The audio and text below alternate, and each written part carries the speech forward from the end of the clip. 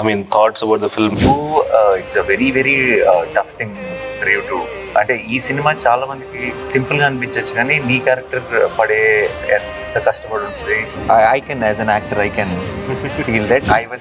I was wishing that the film is good, and then I went and watched the film and I really liked it. Thank you. Both of you performed so well. Very proud of seeing you growing with every film, and I think this is the perfect second film for you, and it has everything which needs to hit the bullseye, and I'm also, like everyone else, hoping that it will be a blockbuster. Thank you so much, Anna. What's very cool about Mowgli is a love story, but it's a mass film. Right. It's not a class film.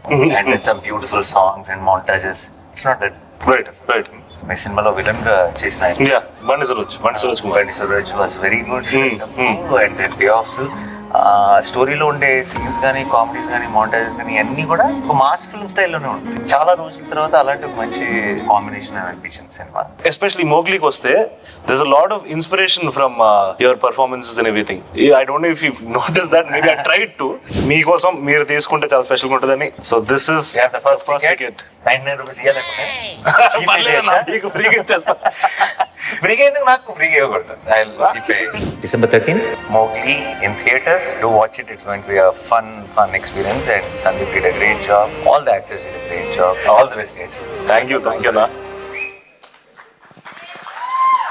Natural star Nani garu, thank you so much for your lovely wishes. And ఆయన ticket కూడా launch చేయడం జరిగింది. మీరు ticket observe చేశారో లేదో, దానిపైన 99 రూపాయలు మాత్రమే అని ఉంది.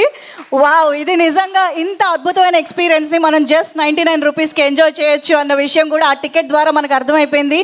సో రాణా గారు, నాని గారు ఆల్రెడీ చూసేశారంట. I'm sure you're also eagerly waiting. మీకు కూడా టికెట్ కావాలేమో కదా? Yes, just 99 rupees.